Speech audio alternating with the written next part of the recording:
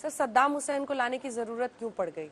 ऐसा है, मैं फिर आपसे हेमंत बिस्वा शर्मा जी ने राहुल गांधी के नए लुक की तुलना क्यों की सद्दाम हुसैन? ऐसा नहीं है, वो हर एक का अपना अपना विचार होता है।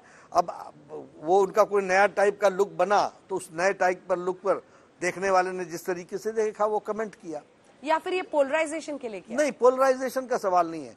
पोलराइजेशन के सवाल के दृष्टि से मैं पोलराइजेशन नहीं कहता हूं, लेकिन हाँ,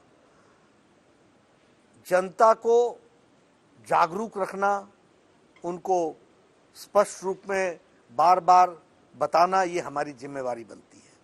अगर राहुल गांधी अफजल हम शर्मिंदा हैं, तेरे कातिल जिंदा हैं, ऐसे लोगों के साथ अगर जेएनयू में खड़े होते हैं और देश से नहीं माफी मांगते हैं तो मैं प्रश्न तो खड़ा करूंगा ही। अगर भारत होंगे तेरे टुकड़े टुकड़े, इंशाअल्लाह इंशाअल्लाह, ऐसे लोगों के साथ आप जेएनयू में खड़े होते हैं और आप ये सोचें कि मैं प्रश्न न करूंगा, ये तो होगा नहीं। देखिए, लीडर की स्टेटमेंट्स और लीडर के एक्शन से वो उसके बारे में डिटरमिन होता है। आप भारत जोड़ो यात्रा की बात कर रहे हो, मैं कहता हूं जो भारत तोड़ने लगे हुए हैं उनके साथ तो तुम देखते हो, उनको साथ लेकर के चलते हो, तो आपकी क्रेडिबिलिटी क्या है?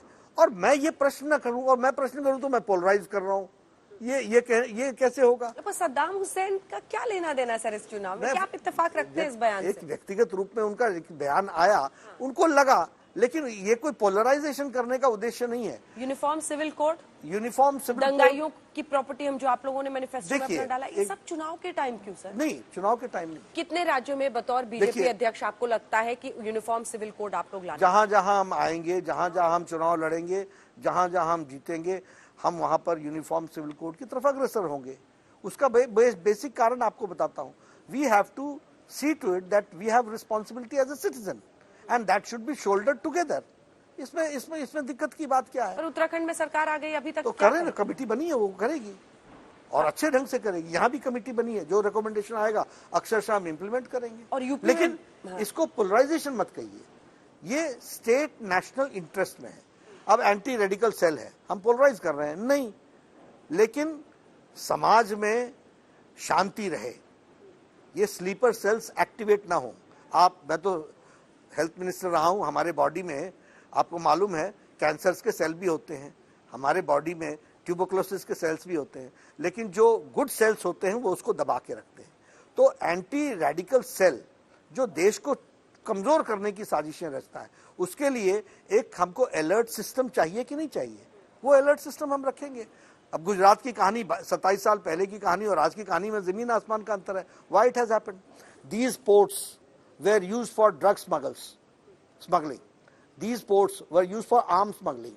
These ports are now being used for boosting the economy. लेकिन ड्रग्स की भी तो बड़ी बड़ी खेप पकड़ी जा रही है। हाँ, तो इसलिए क्योंकि सेल्स आर वेरी स्ट्रॉन्ग, इसलिए हम लोग रोक पा रहे हैं।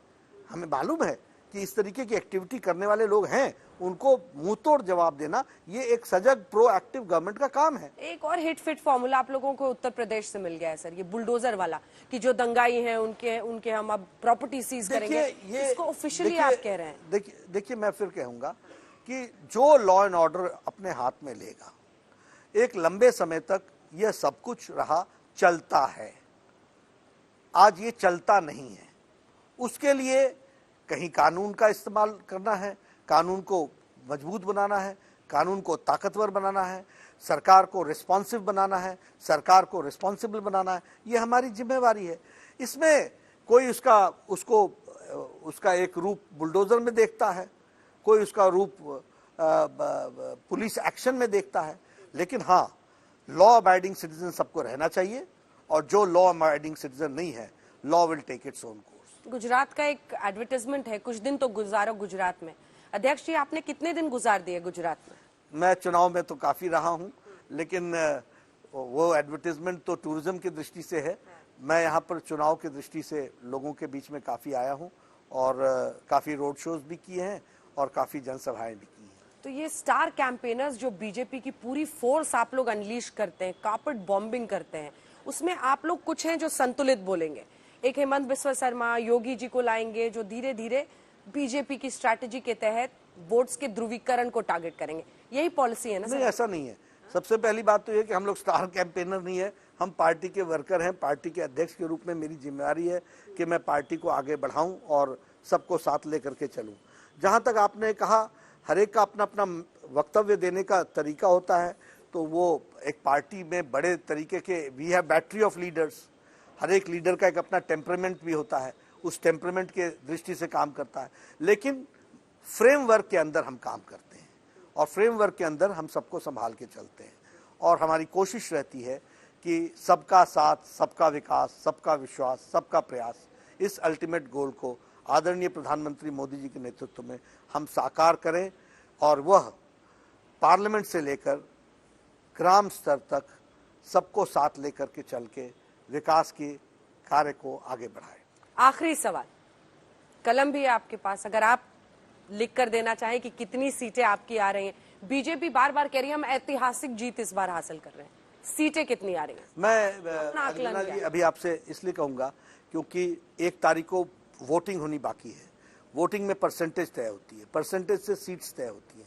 लेकिन हाँ, हम एक बात जरूर कह रहे हैं कि ऑल टाइम रिकॉर्ड ब्रेक होगा, ये जरूर मुझे दिख रहा है।